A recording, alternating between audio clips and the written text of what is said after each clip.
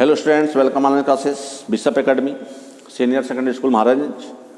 Today I will discuss class 7, Science Chapter 10, Respiration in Organism. Students, आज हम लोग बात करेंगे सेलुलर रिस्पायरेशन की। आज के इस वीडियो में किस पे बात होगा? Cellular respiration. तो सेलुलर में क्या होता है? Oxygen that we inhale diffuse into the lungs, the blood then take it to all type cells. Blood has a pigment called hemoglobin that binds itself the oxygen and hemoglobin. In this form only oxygen carried in the blood. तो आप कह रहे हैं कि जो blood होता है, जो सेलुलर रिस्पायरेशन होता है, तो हमारे ब्लड का एक पार्ट होता है जिसे हम बोलते हैं हीमोग्लोबिन, और इसी हीमोग्लोबिन के कारण colours of blood are looking red. तो हमारे ब्लड का कलर रेड इसलिए दिखता है क्योंकि उसमें क्या पाया जाता है? हीमोग्लोबिन पाया जाता है। तो अब देखा कि ब्लड हैज द पिगमेंट, तो ब्लड में वो है पिगमेंट मतलब पार्टिकल्स है, they are the known as the haemoglobin that bind itself to the oxygen, जो ऑक्सीजन को क्या करता है? खुद उसमें एब्जॉर्ब करता है। This in this form only oxygen carried in the bloods, और इस तरह से ऑक्सीजन क्या होता है? ब्लड में पहुंच जाता है। तो इसके लिए एक फिगर डायग्राम आपकी बुक में दिया हुआ है। कह रहा है कि cellular respiration take place in the cell, कि सेलुलर रिस्पायरेशन जो होता है वो सेल में होता है।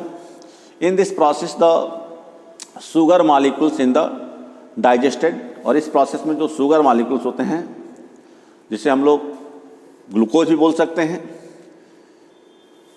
the sugar molecules in the digested food are the oxidized to the form carbon dioxide. तो कह रहा है कि वहाँ पे जो शुगर जो कन्वर्जन होता है, तो वहाँ पे जब ऑक्सीडाइज होता है तो ऑक्सीडाइजेशन के बाद से ऑक्सीडाइज होने के बाद शुगर भी convert in the form of carbon dioxide and water. Energy is release during this process. कह रहा है कि जब वह शुगर जब ऑक्सीडाइज होता है और जब वह कार्बन डाइऑक्साइड और वाटर में कन्वर्ट होता है, तो उस प्रोसेस में क्या होती है? एनर्जी रिलीज होती है। Energy release during this process and this chemical reaction involve in this process is and A follow. तो अब यह रिएक्शन कैसे होता है? तो जैसे यहाँ पे ग्लूकोज आ गया, फार्मूला C6H12O6 प्लस CO2, ये दोनों मिलकर बनाया, कार्बन डाइऑक्साइड बनाया, वाटर बनाया, और फिर क्या रिलीज किया? एनर्जी रिलीज किया। तो oxidising of glucose and converting the form of carbon dioxide, water and energy are the example of the cellular respiration. The carbon dioxide released in the transported back to the lungs. अब कह रहा है कि जो carbon dioxide release होता है फिर वह ट्रांसपोर्ट होकर कहाँ पे आता है? लंग्स में वापस आता है, एंड लंग्स थ्रू ब्लड, और लंग्स के थ्रू कहाँ पे जाता है? ब्लड में जाता है। The reaction so above the somewhat similar to the reaction that occurs during the combustion और बर्निंग। अब कह रहा है कि reaction so above the somewhat similar to the reaction that occurs during combustion. अब यही प्रोसेस हमारा क्या होता है? कंब्यूशन प्रोसेस भी होता है, या कोई चीज़ अगर जलता है उस दौरान भी होता है। However the two process are very different from the one another. जैसे अब कह रहा है कि सेलुलर रिस्पायरेशन, अब कह रहा है कि यही प्रोसेस जब कोई पदार्थ कोई मटेरियल जलता है, बर्न होता है, तो उसमें भी होता है, लेकिन इन दोनों में बेसिक डिफरेंस क्या है? तो अंतर है कि combustion it is the first process, जलने की जो प्रक्रिया होती है बहुत तेज होता है। सेलुलर रिस्पायरेशन जो होता है they are the slow process, बहुत धीमे गति से होता है। इट अकर्स एट हाई, इसमें टेम्परेचर ज़्यादा होता है। It occurs at the body temperature, और यहाँ पर होता है बॉडी टेम्परेचर पर होता है। Energy release is the given out as heat. Combustion में जो एनर्जी हो तो हीट की फॉर्म में बाहर आता है। सेलुलर रिस्पायरेशन में क्या होता है? Energy is the release in the step and store in the usable energy muscular skull ATP, इसका प्रमाण होता है एडिनोसिन ट्राइफॉस्फेट के रूप में क्या होता है? कलेक्ट हो जाता है। तो ये डिफरेंस होता है कंब्यूशन में और सेलुलर रिस्पायरेशन में।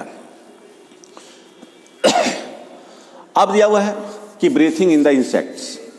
तो अभी तो बात हुआ कि एनिमल में, प्लांट में, अब हमारा प्रोसेस आ गया किस में? कि ब्रीथिंग इन इंसेक्ट। एनिमल में कैसे जो इंसेक्ट हैं, जो कीड़े हैं, जैसे फ्रॉग है, फिश है, तो उसमें कैसे रिस्पायरेशन होता है? तो इसमें कि इन insect small opening are the present on the side of the body, these are called spiracles. तो इंसेक्ट जो होते हैं उनके बॉडी पे स्पाइरिकल्स पाया जाता है, स्पाइरिकल के हेल्प से अपने रिस्पायरेशन को कंडक्ट करते हैं. They help in the exchange of gases, यह गैसों के बदलाव एक्सचेंज यानी बदलने में मदद करते हैं. Spiracles are connected internally with a network of air tubes. अब यह जो इनका जो स्पाइरिकल्स होता है यह एयर ट्यूब से कनेक्ट होते हैं और उस एयर ट्यूब को हम बोलते हैं ट्रैचिया. क्या बोलते हैं? Trachea. This atmospheric air reach in oxygen and enter the body through the spiracles into the trachea tubes.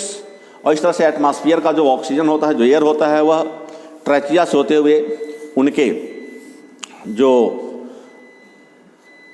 Spiracles होते हुए ट्रैचिया तक पहुंचते हैं.